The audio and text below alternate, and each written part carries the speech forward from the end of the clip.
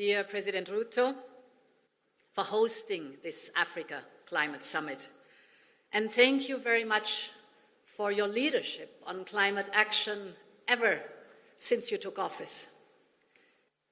I very much welcome Kenya's Climate Change Act 2023 that was launched during this summit and that puts strong emphasis on carbon markets. We fully support you on this important topic. Presidents, Prime Ministers, fellow leaders, excellencies, I want to greet my colleague Musafaki, Chairman of the African Union. I want to greet the President Asumani from the Comoros. I want to greet Secretary General Antonio Gutierrez, Dr. Sultan Javera, President of the COP28, my fellow leaders, ladies and gentlemen. I am deeply honored to participate in this discussion. This summit is a crucial step to prepare the upcoming COP28 meeting and to make sure that Africa's voice resonates around the world and that Africa's priorities as a continent that is most affected by climate change are duly taken on board. Today, I'm here not only to listen to you, but also to bring Europe's offer to be your ally at COP28 and to work together on all issues on the agenda. Because however different our two continents may look, we share the same interests when it comes to climate action. We hear you, President Ruto, and dear friends, when you say that Africa's first priority is to grow your economy, yes, and lift as many people as possible out of poverty. Yes, you're so right. Climate action is part of the solution. You are part of the solution. With your huge potential for renewable energy and clean hydrogen, your critical raw materials, your incredible nature and biodiversity, and your young workforce. You can help clean up global energy systems and supply chains while creating good jobs here and economic opportunities yet that your people demand, rightly so. This is a win-win partnership which benefits Africa and the world. For instance, the benefits of expanding Africa's clean energy sector would be massive. By speeding up the transition to solar and wind power, energy sector jobs in Africa could double in a few years. And Africa could produce enough clean energy not only to power up your continent, but also to export abroad. Climate action can be one of the main drivers of Africa's growth. But for this, Africa needs massive investment. And Europe wants to be your partner, in closing this investment gap. First of all, we fully support the need for multilateral development bank reform. It is time to move from words to action, absolutely. Secondly, investment has to come. And this is why 150 billion euro in our investment plan are designated for Africa. We call it Global Gateway. They are aimed at the African continent. Global Gateway supports investments ranging from hydropower plants in the DRC, Burundi, Rwanda, and Tanzania, to the 1 billion euro initiative on climate adaptation and resilience in Africa, which we announced at COP27. And Global Gateway is unique in the global investment landscape. We're not only interested in extracting resources. We want to partner with you to create local value chains, to create good jobs here in Africa. We want to share European technology with you.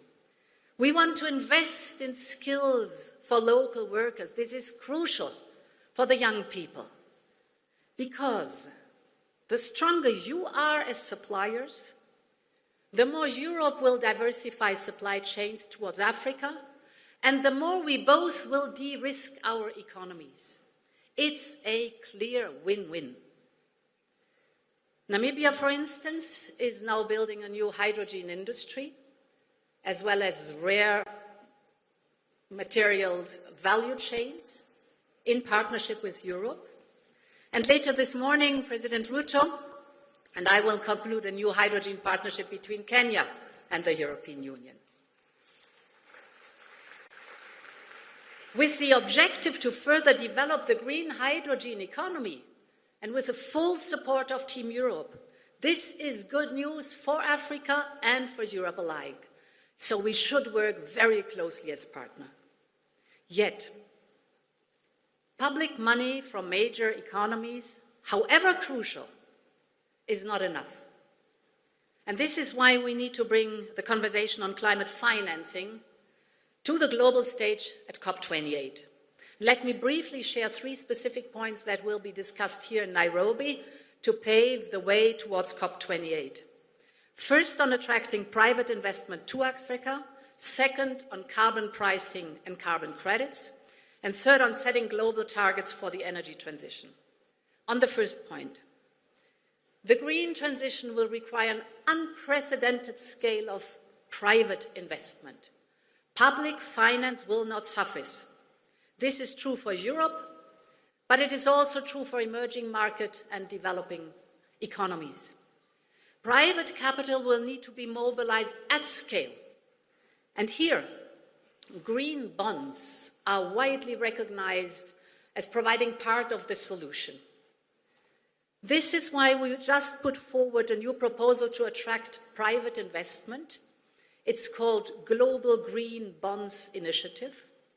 We know that emerging economies can face hurdles to access capital markets, but we can change that together.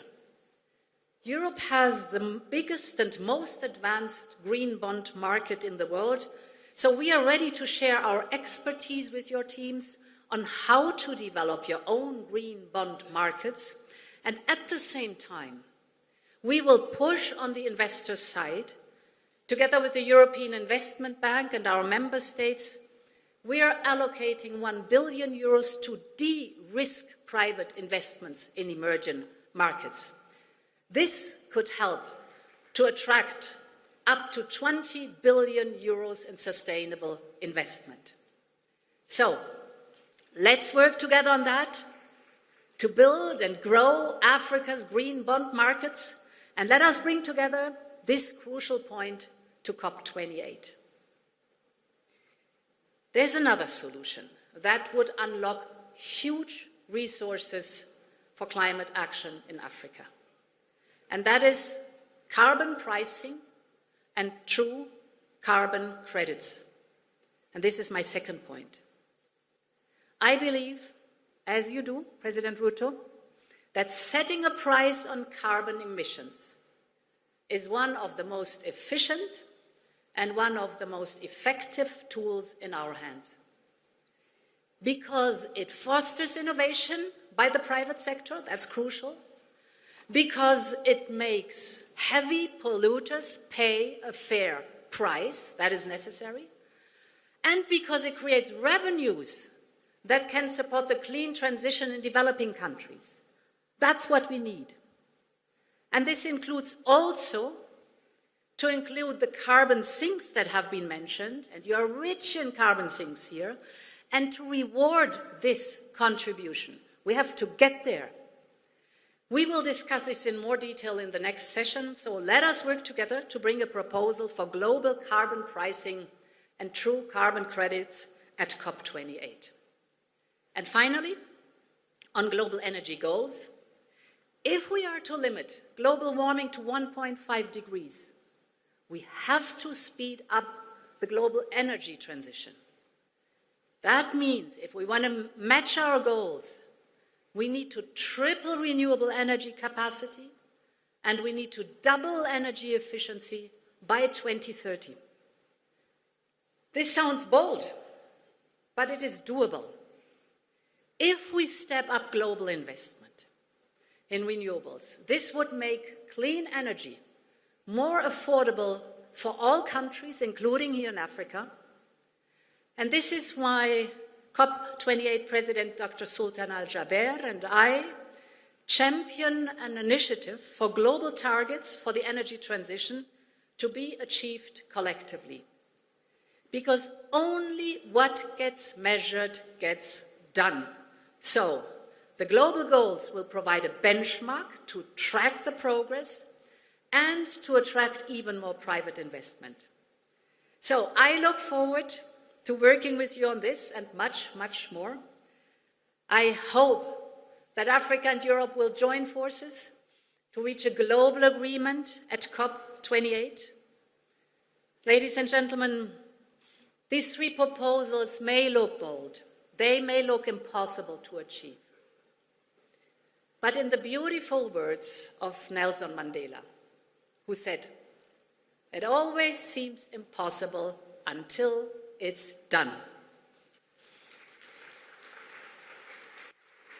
We have a huge responsibility to fight climate change for the good of our children, for the good of our grandchildren. And I wrote down these beautiful words of the African youth yesterday. Our countries are burning and drowning. As you're not here to save us, we have to trust you now. So, my friends, let's reward the trust of these young people and show responsibility. Let's join forces for COP28. Many thanks. I feel so honored for being invited. Thank you.